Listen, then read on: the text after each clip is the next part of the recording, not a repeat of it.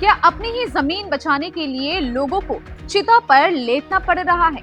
आज हम आपको बताएंगे कि मध्य प्रदेश का चिता आंदोलन आखिर है क्या। जी हाँ, चिता आंदोलन। ये नाम सुनने में जितना चौंकाने वाला लगता है, इसकी तस्वीरें उससे भी ज्यादा हैरान कर देने वाली है। नमस्कार, आप देख रहे हैं द वायरल माइक और मैं हूँ आपके साथ निशा सिंह। कल्पना कीजिए, आपके पास एक छोटा सा घर के सामने थोड़ी सी जमीन, जिससे आपके परिवार का गुजारा चलता है, आपके बच्चों का बचपन, आपकी यादें और आपका पूरा भविष्य उसी जमीन से जुड़ा हुआ है। फिर एक दिन आपको पता चलता है कि विकास के नाम पर आपकी जमीन अधिग्रहित की जाएगी। आप सोचते हैं कि अगर जमीन जाएगी तो बदले में उचित मुआवजा मिले, रहने के लिए नई जगह मिले, लेकिन जिंदगी फिर से शुरू हो जाएगी। लेकिन अगर ऐसा ना हो तो, अगर आपको लगे कि आपकी जमीन तो चली गई लेकिन बदले में आपको आपका हक नहीं मिला, तो आप क्या करें? मध्य प्रदेश के छतरपुर में रहने वाले कई परिवार आज इसी सवाल के साथ सड़कों पर, और शायद यही वजह है कि यहाँ शुरू हुआ एक आंदोलन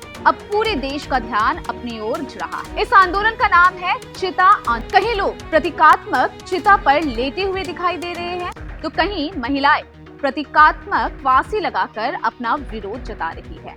रविवार को आंदोलन का सबसे भावुक दृश्य तब देखने को मिला जब 11 ग्रामीण महिलाएं चिता पर लेट गई और 6 महिलाओं ने प्रतीकात्मक फांसी लगाकर अपना विरोध दर्ज कराया। इन महिलाओं का कहना है कि अगर उनकी जमीन, मकान और आजीविका सब कुछ छीन जाएगा तो उनके पास बच ही क्या जाएगा। लेकिन आखिर मामला क्या है? दरअसल ये आंदोलन केन बेतवा लिंक परियोजना से प्रभावित परिवारों द्वारा किया जा रहा है। मझगांव, रूंज, नेगवा और एनटीपीसी परियोजनाओं से प्रभावित लोग भी जुड़े। इन लोगों का आरोप है कि विकास परियोजनाओं के लिए उनकी जमीन और मकान अधिग्रहित कर लिए गए हैं, लेकिन उन्हें उचित मुआवजा और पुनर्वास नहीं मिला।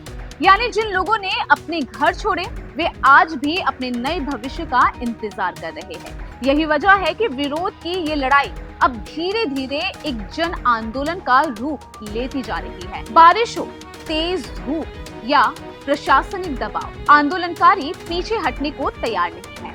आंदोलन स्थल पर लगातार मिट्टी सत्याग्रह, जल सत्याग्रह, क्रमिक अनशन, चिता सत्याग्रह और प्रतीकात्मक फांसी सत्याग्रह चल रहे हैं।